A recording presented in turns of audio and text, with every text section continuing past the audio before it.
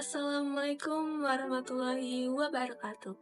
Halo semuanya, ketemu lagi dengan aku, Rifa Hoirul Fadilah, dengan NIM 23133072 dari kelas KPI 4B.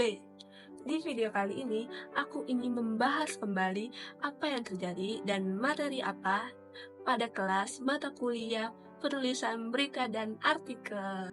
Nah, teman-teman, setelah sudah seminggu lebaran kita jalani, saatnya kembali ke aktivitas masing-masing. Oke, teman-teman, pada minggu pertama perkuliahan kali ini, setelah libur lebaran, kelas masih diadakan secara online, yaitu melalui Google Meet. Nah, seperti biasa, kelas dimulai dengan adanya pembacaan doa. Kemudian diabsensi satu persatu oleh Pak Adi selaku dosen mata kuliah penulisan berita dan artikel. Nah, setelah semua mahasiswa di kelas kali ini sudah diabsensi, dilanjutlah presentasi keempat. Nah, yang dimana presentasi keempat ini dilakukan oleh persentase keempat, yaitu kelompok 4. Nah, materi yang mereka bawa yaitu terkait rubik, judul, lead, dan diksi. Oke teman-teman, yuk kita bahas. Yang pertama, rubik. Kalian tahu tidak rubik itu berasal dari bahasa apa? Istilah rubik itu berasal dari bahasa Latin rubrica yang berarti tulisan berwarna merah atau judul bagian dalam naskah. Kalau dalam dunia jurnalistik, rubik itu merupakan bagian atau kolom tetap dalam media massa yang digunakan untuk mengelompokkan isi berita atau artikel berdasarkan topik tertentu. Rubik sendiri diibaratkan sebagai pengelompokan sistematis dari konten media agar lebih terorganisir dan mudah diakses oleh pembacanya. Lalu, Rubik juga itu membantu media dalam menyusun sistem kerja redaksional, yang dimana itu termasuk dalam pembagian tugas jurnalis berdasarkan bidang peliputan tertentu atau bidang peliputan yang sedang mereka jalani. Terus, ada juga beberapa fungsi rubik dalam jurnalistik. Yang pertama, sebagai pengelompokan isi berita, yang dimana maksudnya yaitu mengelompokkan informasi berdasarkan kategori atau topik tertentu seperti politik, ekonomi, hukum, olahraga, dan lain-lain. Yang kedua maksudnya sebagai identitas media. Nah, teman-teman, kalian tahu tidak ternyata ada loh rubik yang bisa menjadi ciri khas atau branding bagi suatu media. Misalnya nih ya, contohnya itu seperti rubik yang namanya tajuk rencana dalam media massa Republika. Nah, seperti itu teman-teman. Nah, fungsi yang ketiga yaitu sebagai instrumen edukasi. Nah, ini tuh fungsi terakhirnya ya teman-teman. Nah, selanjutnya teman-teman, dijelaskan juga ada beberapa jenis-jenis rubik.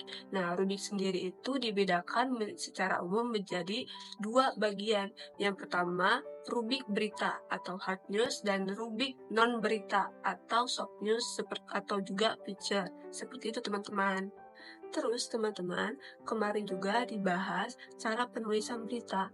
Nah, yang isinya itu ada beberapa seperti analisis unsur judul berita. Nah, karena judul berita itu kan merupakan elemen ya yang paling penting dalam sebuah tulisan berita karena berperan sebagai gerbang informasinya bagi pembaca. Terus, fungsinya juga nggak hanya merangkum isi berita, tetapi juga menarik perhatian, mempengaruhi minat baca, dan juga bakal membentuk persepsi awal bagi para pembacanya. Terus juga, sebuah judul yang efektif juga itu harus mampu menjawab unsur 5W plus 1H ya. Kalian masih ingat kan itu apa? What, who, where, when, why, dan how. Nah, terus juga kalau secara singkatnya itu bisa dibilang tetap menggugah rasa ingin tahu pembacanya. Terus juga jangan lupa perlu diperhatikan beberapa aspeknya seperti kejelasan dan keakuratan sebuah informasinya, teman-teman. Jangan lupa. Nah, selanjutnya ada konsep berita. Kalau teman-teman ingin membuat berita, di sini ada beberapa konsep berita yang bisa digunakan sebagai acuan. Di antaranya yaitu pertama, berita sebagai laporan tercepat, berita sebagai fakta objektif, berita sebagai interpretasi, dan juga berita sebagai minat insani. Yang maksudnya itu dia membangun perasaan pembacanya, teman-teman, seperti itu. Oh ya, teman-teman, terus juga dijelaskan juga cara membuat judul berita yang efektif. Nah, yang pertama, judul berita menjadi daya tariknya. Harus singkat, judul juga harus sesuai dengan isi, dan judul juga harus fokus pada apa yang ingin diberitakan. Seperti itu.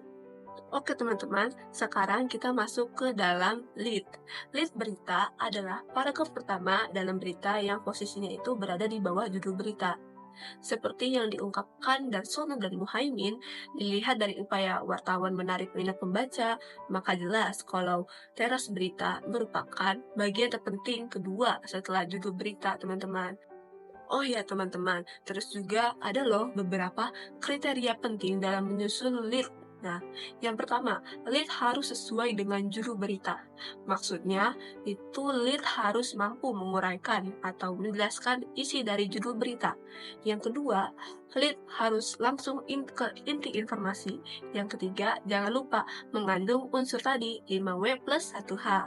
Dan yang keempat, yaitu adalah membujuk pembaca untuk melanjutkan pembaca. Nah, lead itu harus diisi seperti kayak gitu. Maksudnya dengan membujuk pembaca adalah di mana itu akan mengunggah perasaan penasaran pembaca agar tertarik melanjutkan ke isi berita, teman-teman. Dan yang kelima adalah gunakan kalimat pendek dan padat. Maksudnya apa?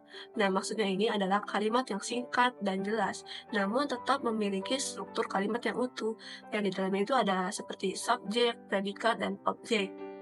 Nah, selanjutnya, teman-teman pasti tahu kan tujuan utama dari lead dalam penulisan berita apa? Nih, yang pertama yaitu memancing minat pembaca, terus menyajikan fakta terpenting yang diberitakan, terus juga membuat jalan pembuka agar informasi lain mudah tersajikan. Oke teman-teman, sekarang kita lanjut ke diksi. Diksi dalam konteks jurnalistik itu merujuk pada pemilihan kata atau frasa yang digunakan oleh seorang jurnalis untuk menyampaikan informasi kepada publik secara jelas, akurat, padat, dan menarik. Pemilihan katanya juga yang digunakannya itu tidak asal ya, tidak boleh asal, karena akan sangat mempengaruhi cara audiens menangkap makna dari berita tersebut. Menurut Kamus Besar Bahasa Indonesia, diksi diartikan sebagai pilihan kata yang tepat dan selaras dalam penggunaannya untuk mengungkapkan gagasan sehingga diperoleh efek tertentu seperti yang diharapkan. Terus juga, kenapa sih kita harus memperhatikan diksi? Ada alasannya loh teman-teman. Alasan pentingnya pemilihan diksi dalam praktik jurnalistik yaitu yang pertama, karena diksi sebagai penentu kejelasan dan efektivitas informasi. Yang kedua, diksi dan risiko ambiguitas dalam penyampaian berita. Yang dimana maksudnya itu kalau menurut hasil penelitian yang diterbitkan di jurnal idiomatik oleh Universitas Muslim Maros. Nah, dalam penelitian ini tuh menekankan bahwa ambiguitas atau ketidakjelasan dalam pilihan kata dapat membuat makna berita menjadi kabur. Bahkan itu juga dapat menimbulkan interpretasi yang menyimpang dari fakta sebenarnya loh teman-teman. Seperti itu. Lalu yang ketiga, itu akan kesadaran diksi masih kurang dalam kalangan penulis umum.